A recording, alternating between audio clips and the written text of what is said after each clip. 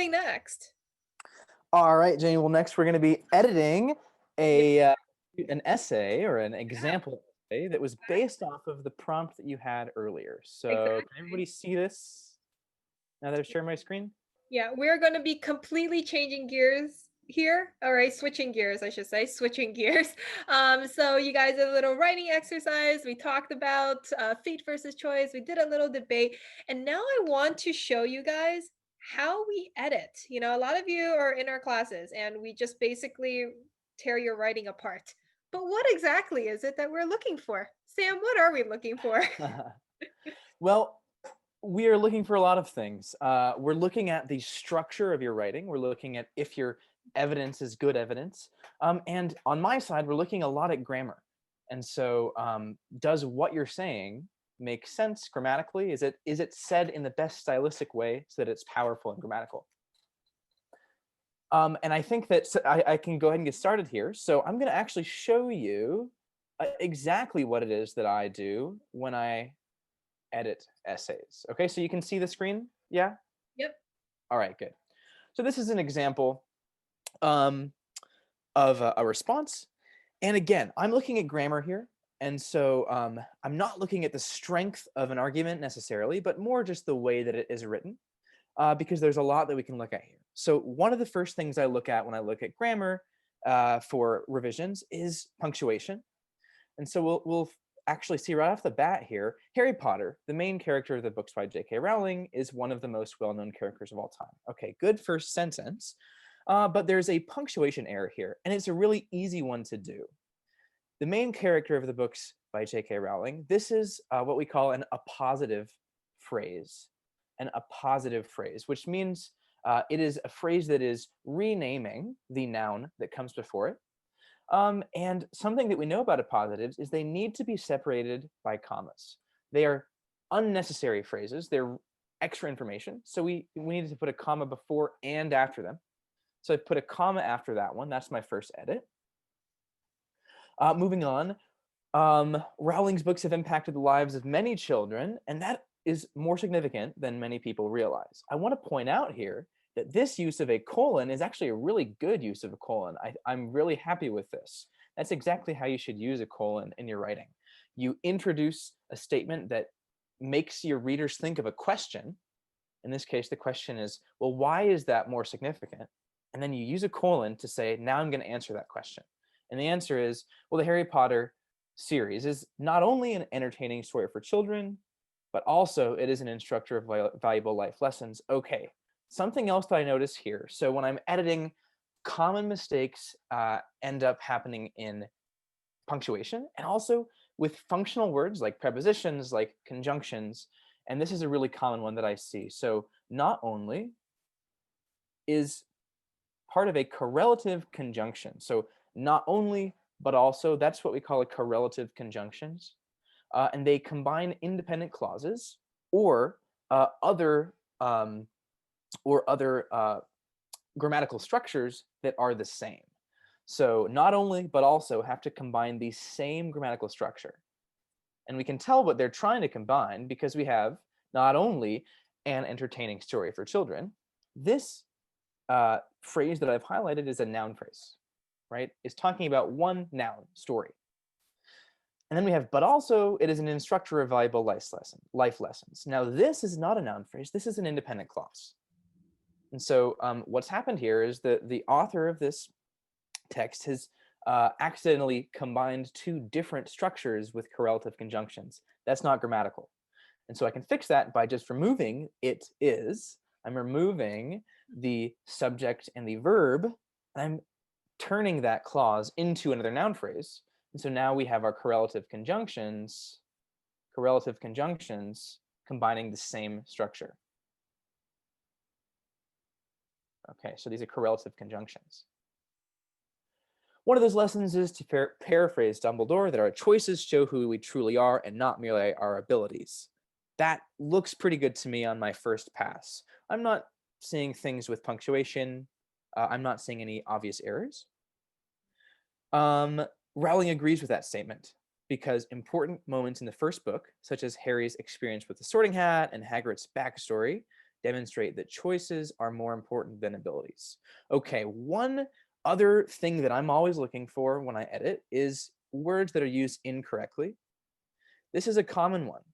Then versus than.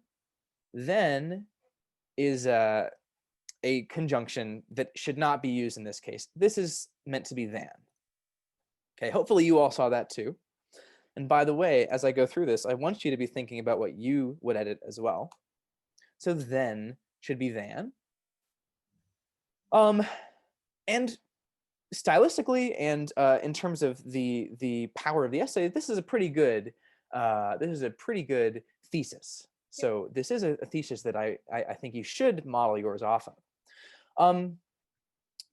And we won't finish this. There's always going to be more to talk about, but I'll go through a few more. So second paragraph here, when wizards begin school at Hogwarts, the Sorting Hat gives them, puts them into one of the 4 houses. Okay. Another thing that I like to look at when I'm editing is consistency. Consistency is key. That's a sort of famous phrase, right? And it's true in writing. Anything, any sort of pattern that you begin in your writing, you should follow it wherever it occurs. And so we have an inconsistency here, right? One of the 4. Well, if you're going to write out your numbers, you should write them out. If you're not, then you should not. So I'm actually going to change this 1. No, I'm going to change this 4 actually into the word 4. That's what we recommend that you do, is to write out your numbers instead of just putting the numerals. Okay. The hat usually just announces which house they should be in. However, when Harry puts the sorting on his hat, the hat allows Harry to help choose which house he goes in. Okay. This introduces one of the most common errors that I see in writing of students that oh yes, thank you, Jane. You're right. That was also, so Jane just made an edit up here. Sorting Hat, this was also a consistency error, because Sorting Hat was not capitalized here, but it was capitalized here, right? Yep. And so we want it to be capitalized everywhere. It's a proper noun. Okay. This edit that I'm about to make is very common. However, is a type of conjunction, and so it is combining clauses here.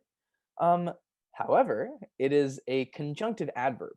Okay, this is a conjunctive adverb, which gives it specific rules. It gives us specific rules to use in terms of punctuation. However, means the same thing as but, right? We could replace it with but here, but actually the punctuation rules are different. For a conjunctive adverb like however, like therefore, like thus, we actually need a semicolon before it and a comma after it, okay? So conjunctive adverbs, I'm going to put semicolon, conjunctive adverb, and then a comma, all right? That is how you punctuate these. However is the worst offender.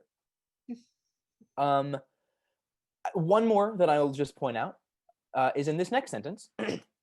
The hat could have just picked a house for Harry based on his abilities, but it let him make a choice instead. This is our second example of a run-on sentence.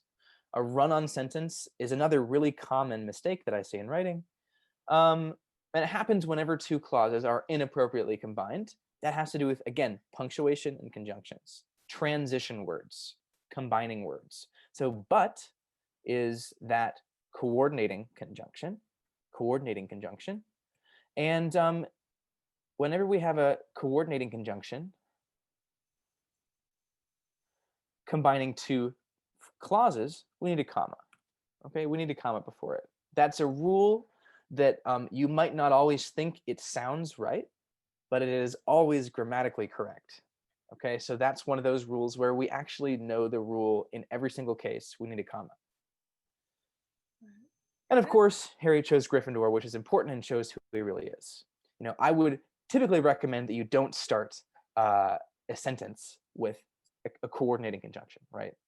So things like this are what I look for, and I often find when I'm editing essays. I think I should probably end there so that we end on time. That's great. But take a look for yourselves. What else would you fix in here? So it's a fun exercise. All right. And Actually, that's it for me. Wait, hold on, Sam, can you keep it open Oh for, yeah. because I'm gonna also go through something really quickly on it. Yes. Yeah, I just also, this is a great like example. You can see that, there are grammar issues here to really sort of go through. And when we proofread, this is really like what we look at. That's just really what jumps out to us. So when I tell you guys, like, guys, you need to go through grammar, it's because I Mhm. see a lot of errors that are, similar to the ones here. The other thing is, you will note that this is a good introductory paragraph. This is a good thesis, right? It gives you two examples. So then you would have example one. You'll be like, okay, this is example one, example one, okay? And then here we have example two. And then you'll note we end with in conclusion, right? And this is your sort of concluding paragraph. Okay. That is a really good basic structure of how you should form your essays. I think somebody said that we didn't do essays before. That is the essay: intro, example one, example two, and conclusion. All right. It could be one paragraph, it could be two paragraphs, it could be four paragraph, whatever the case. It can be 120 pages. All right. But that is generally how an essay is constructed. So now you know. All right. So thank you, Sam. Thank you so much. Of course. Um, for going through that. And now you guys know what we do when we tear your stuff apart. Okay. Awesome. So guys, thank you so much. I'm going to very quickly go through something because I want to tell you what you guys have to do for November. Okay. Because we're going to be doing our monthly classes. So we just finished up live editing. Hold on one second. Okay. Just so you know, a lot of parents have been asking for this, so we are going to do it. We are actually going to be offering grammar classes that are live, that are pre-recorded. Okay, Sam is going to be doing this entire project, which is absolutely amazing. And basically starting January, you'll be able to have grammar classes all online and with homework assignments and everything going through Google Classroom that we will be editing. All right. That is something we are currently working on. Just wanted to let you guys know that. EWC Journal, I won't go through this right now because we're running out of time, but you guys know that this is basically a monthly program that we have going on where we give reading every single day and you guys write and create this website. So if you want to check it out, it's ewcjournal.com. That is something we do every single month. So if you're interested for November, just shoot us an email and let us know. But this is what we've got going on in November, and we're so excited about it. Sagan, do you want to tell us a little bit about it? Oh, I would love to. And this is Yes, kind of it's exciting. specifically an at Julia situation. Julia's in my Hum 320 series, which is about political literature. So hopefully I see you there too, Julia. But so this is called Young Dystopia. Next November, we're going to be looking at The Giver and The Hunger Games. So two kind of very dystopic young adult books and brilliant books, honestly. And we're going to be looking at books as kind of a social critique. So looking kind of at what arguments are books making, but also how do books give us kind of an opportunity to reimagine what the future could be. So very excited. I hope I see you guys all there too. Awesome. So please, if you're going to participate, please make sure you read the books. Make sure we were going to announce the theme on the website, airwritingcenter.com/EWC series. And yes, The Giver and The Hunger Games, a lot of you have read them already. So I'm excited. I'm so excited. Also note that this class is not the third Friday, it's the second Friday because then it's Thanksgiving. All right. But generally it's on the third Friday of the month. So this is only going to be 3 weeks from now. So put that on your calendar, please. Friday, November 13th. All right. But if you guys did not like get a chance to watch this, your friends didn't get a chance to join because they were busy, we're going to put the recording over Slack, to be determined if it's going to be on the website. But please join our Slack page because everything will be there, including some of your free responses to today's prompt. Okay. We are also going to be announcing our December boot camp. Yes, the December boot camp is going to happen, and our winter terms in the next class. So please stay tuned for that. But otherwise, guys, thank you so much for being champs. Thank you so much for being champs. A round of applause for all of you. Yay. All right. Have a wonderful Friday evening. I will see you guys in 3 weeks. All right? Bye, everyone. Bye, guys.